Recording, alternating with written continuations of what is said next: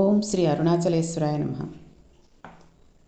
నిన్న మనం పారాయణలో బాలానంద స్వామి అని ఒక ఆయన రమణులు ఆ గుహలో కూర్చుని ఉండగా వచ్చారు అని తెలుసుకున్నాం. అరుణాచలం పర్వతం మీదకి వచ్చారు. ఆయన కొండ ఎక్కి వచ్చిన వాళ్ళందరితో ఒక మాట చెప్తూ ఉండేవాడు. ఆ విరూపాక్ష గుహలో ఉన్న ఆయనకి నేనే ఉపదేశం చేశాను, నేనే శక్తినిచ్చి ఆ స్థాయికి తీసుకువచ్చాను, నా శిష్యుడే అంటుండేవాడు. ఆయన ఎలాగూ మాట్లాడరు కదా. అందరూ తీసుకువచ్చి అక్కడ పలహారాలు పెడితే రమణులను తినమని ఏదో కొంచెం పలహారం తీసుకువచ్చి అక్కడ పెట్టి, నాన్న చాలా అలిసిపోయావు, కొంచెం తిను, ఇలా ఉంటే సాధన ఎలా నడుస్తుంది, తినాలి అంటుండేవాడు.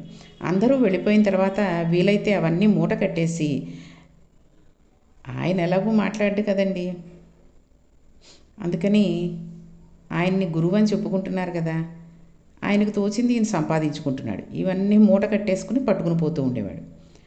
నువ్వు అలా కూర్చో, మాట్లాడకు, ఏమీ అనవద్దు, ఆయన మీ గురువా అన్నా మాట్లాడవద్దు, నువ్వు ఆయన శిష్యుడువా అన్నా మాట్లాడవద్దు, అలా ఉంటూ ఉండు, నేను డబ్బు సంపాదించుకుంటాను అని అన్నాడు. అతనెవరు, ఎందుకు అతనికి డబ్బు సంపాదన? లోకంలో ఎంత చిత్ర విచిత్రమైన మనస్తత్వాలు ఉన్న వాళ్ళందరూ కూడా ఆ కొండ మీదకు చేరారో చూడండి.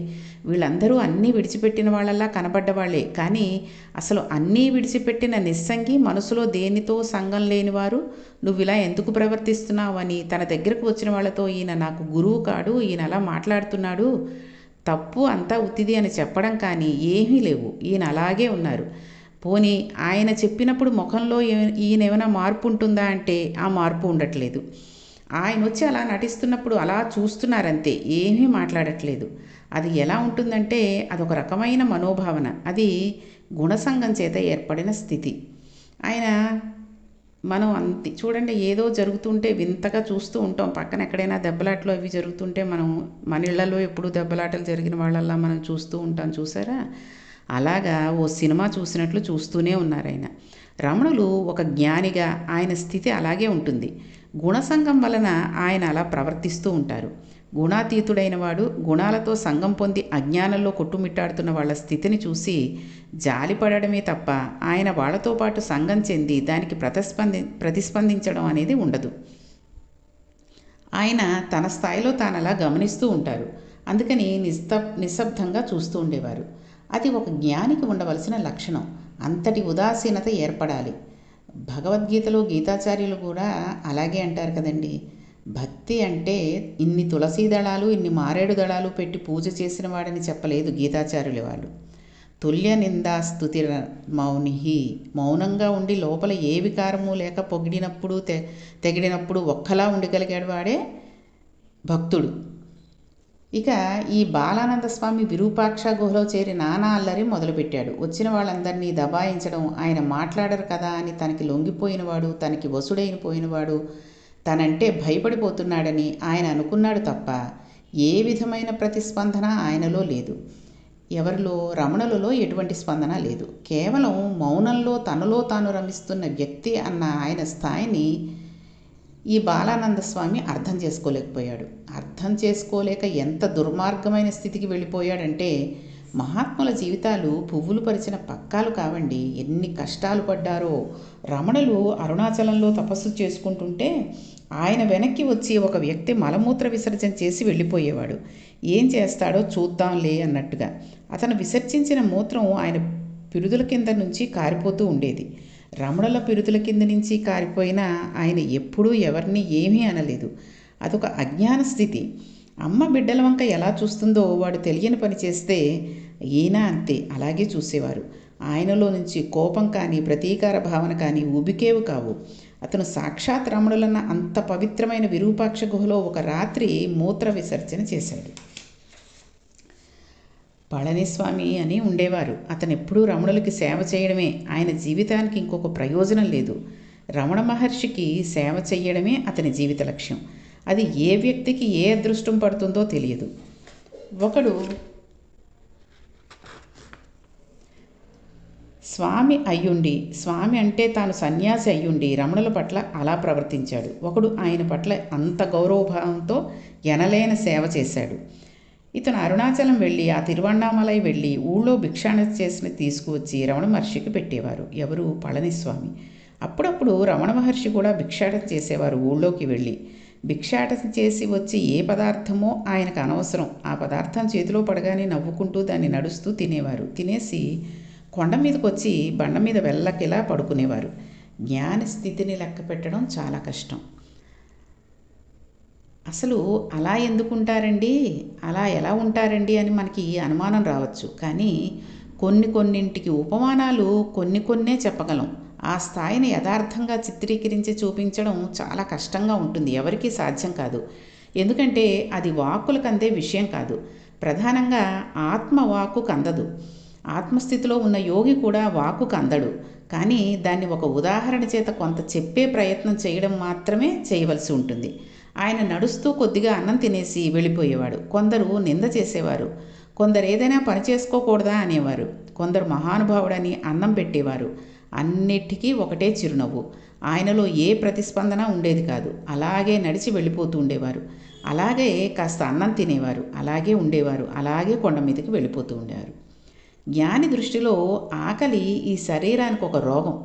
మందు వేసుకునేటప్పుడు మందుకు రుచి ఎలా చూడరో, ఈ శరీరానికి ఒక వ్యాధి ఆకలి. జబ్బు తగ్గడానికి ఔషధం పడేసినట్లు ఆకలి అన్న వ్యాధి తీరడానికి పదార్థం పడేస్తూ ఉంటారు. అందుకే వాళ్ళని పిచ్చివాడు అంటారు.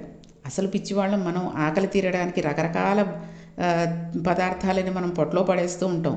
ఇంకా చెప్పాలి అంటే అది శరీరానికి ఒక వ్యాధి అని తెలిసినా, ఏమీ తోచకపోతే లేదా ఇంకా మిగిలిపోతాయేమో, రేపొద్దునకి పాడైపోతాయేమో అని తెలిసినా మనం అవన్నీ తీసుకొచ్చి మన పొట్టలో పడేసుకుంటూ ఉంటాం. చూడండి, ముఖ్యంగా పండగలకి వాటికి రకరకాల పిండి వంటలు అవి చేస్తాం. రాత్రికి మళ్ళీ కాస్త తిందాంలే అనుకున్నట్టుగా మధ్యాహ్నం శుభ్రంగా తినేసి ఇంకా భుక్తాయాసం తీరకపోయినా ఎల్లుండి రేపు పొద్దునకి ఉంటాయో ఉండవో అని చెప్పి ఇవన్నీ అందరూ తలా కొంత తినేయండి అని పెట్టేస్తూ ఉంటారు, తినేస్తూ ఉంటారు.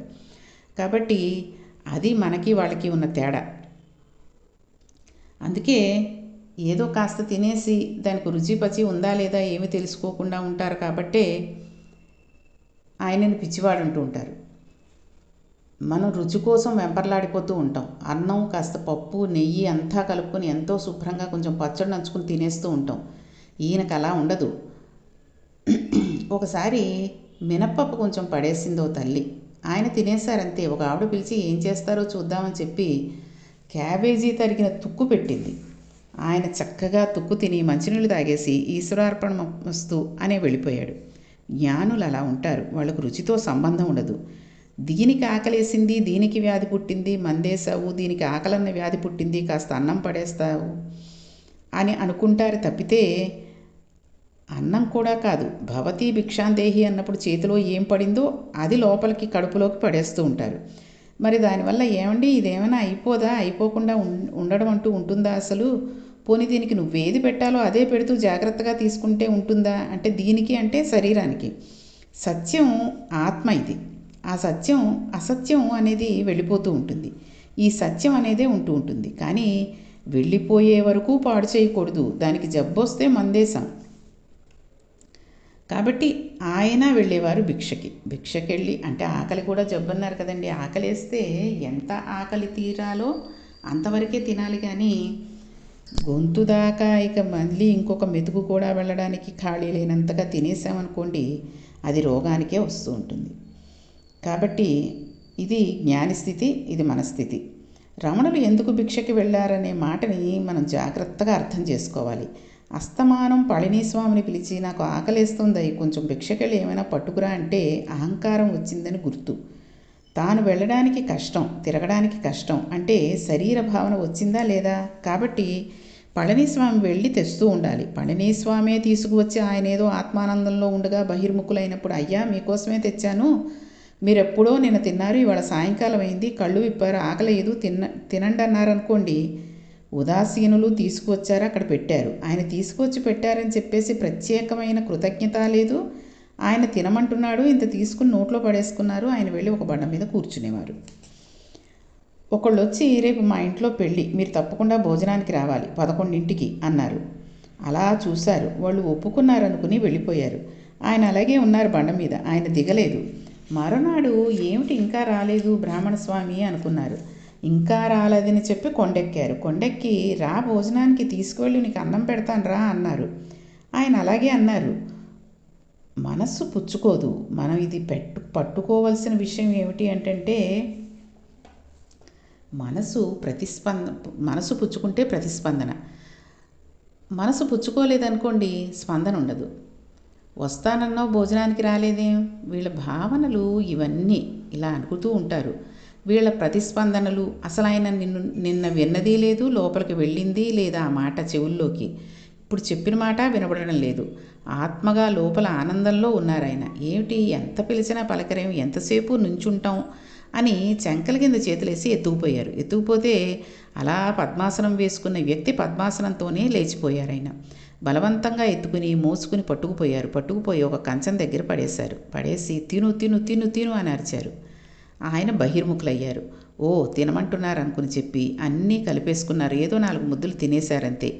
ఎంతలో జారిపోతారో మనం చెప్పలేం, చాలా కష్టం. ప్రీతి ఎక్కడుందో అక్కడికి జారిపోతుంది కదండి మనసు. ఆ మనసు అసలు పైకి ఉండడం దానికి ఇష్టం లేదనుకోండి, ఇంకా ఆ స్థితిని పొందిందనుకోండి, ఆనందాన్ని తడుముకుంటూ ఆత్మలోకి జారిపోతూ ఉంటుంది. ఇక్కడ ఈయన మహర్షి కాబట్టి ఈయన ఆత్మలోకి జారిపోయి ఆ స్థితిలోకి వెళ్ళిపోయారు. కానీ మనకి కూడా కొన్ని చూడండి, మనసు ఏదో ఒక ఫలానా వస్తువు తీసుకుందాము, లేకపోతే ఎవరో తీసుకున్నారు, అలాంటిది మనం కూడా కొనుక్కుంటే బాగుంటుంది. ఒక వస్త్రం అవనండి, ఒక కారు అవనండి, ఒక ఇంట్లోకి కావాల్సిన వస్తువు అవకునండి, అది కొనుక్కునేంతవరకు మన మనసు అక్కడ ఉంటుంది. కానీ రమణుల మనస్సు దేని మీద ఉండదు, కేవలం పరమాత్ముడి మీదనే ఉంటుంది. కాబట్టి ఆయన ఆనందాన్ని తడుముకుంటూ ఆత్మలోకి జారిపోతూ ఉంటారు. అందుకని ప్రతిస్పందనలు ఉండవు, యోగికి అస్సలుండవు. తప్ప జడమై కాదు. జడం అంటే అలా మొండిగా ఉండి కాదు, ఆత్మగా నిలిచి ఉన్నాడు కాబట్టి ప్రతిస్పందన పొందడు. అందుకే కరుస్తున్నా తెలియలేదు జరులు అవిను, చీమలు కుడుతున్నా తెలియలేదు, తేళ్లు కుడుతున్నా తెలియలేదు, ఒకరు నిందిస్తున్నా తెలియలేదు. ఒకవేళ నిజంగా ఆయన బాహ్యంలో ఉన్నారనుకోండి, ఉన్న ఆ స్థితికి ఎదిగిపోయిన వ్యక్తి అవతలి వారి అజ్ఞానాన్ని మన్నించేస్తారు. పాపం ఏం తెలుసు, గుణసంగాన్ని పొందాడు, ద్వంద్వాలలో ఉంటాడు. కాసేపు సుఖం అంటాడు, కాసేపు దుఃఖం అంటాడు, కాసేపు ప్రీతి అంటాడు, కాసేపు అప్రీతి అంటాడు, కాసేపు కామం అంటాడు, కాసేపు క్రోధం అంటాడు. ఏమిటో అలా తిరుగుతూ ఉంటాడు. కానీ వాడికి ఏం తెలుసు పాపం, స్థిరంగా నుంచోవడం వాడికి చేత కాదు కదా అని జాలితో మన మీద కారుణ్యంతో వారు అలాగే చూస్తారు తప్ప ప్రతిస్పందించరు. నిజంగా వాళ్ళు ప్రతిస్పందించడం మొదలు పెడితే మనం ఒకటి మనల్ని లెక్కలోకి తీసుకుంటే ఇవన్నీ అపరాధాలే. అప్పుడు వాళ్ళు ఎంతమందికి ఎన్ని శాపాలు ఇవ్వాల్సి ఉంటుందో కానీ అసలు మీరు ఊహించండి. భగవంతుడు మన దోషాలని ఎలా మన్నిస్తాడో, బ్రహ్మవై భవతి అని బ్రహ్మాన్ని తెలుసుకుని బ్రహ్మమైన వ్యక్తి కూడా దోషాలను కూడా అలా మన్నించగలుగుతాడు. అందుకే చూడండి, భగవద్భక్తుల హృదయం కన్నతల్లి హృదయంలా ఉంటుంది. వాళ్ళు సాధారణంగా ఎంత దోషం చేసిన వాడైనా క్షంతవ్యూహం అన్నాడనుకోండి, క్షమించేస్తారు. ఎంత తప్పు పని చెయ్యనివ్వండి, దాన్ని మనసులో పెట్టుకోరు. దాని గురించి 10 మాటలు మాట్లాడే లక్షణం ఉండదు. ఎవరో జ్ఞాపకం చేస్తే జ్ఞాపకానికి రావాలేమో కానీ లేకపోతే దానికి పెద్దగా మనసులో స్థానం ఉండదు. విడిచిపెట్టేస్తూ ఉంటారు. వారు మారాలని ఒక కోరుకుని వదిలిపెట్టేస్తారంతే తప్ప ఇలా అన్నాడు అలా అన్నాడు, లేకపోతే ఇలా చేశాడు అలా చేశాడు అని దాన్నే పీకుంటూ ఉండడం, తవ్వుకుంటూ ఉండడం ఉండదు. అది మన లక్షణం. ఎప్పుడో జరిగిపోయినది, ఎప్పుడో చిన్నప్పుడు వాళ్ళు ఇలా అన్నారు.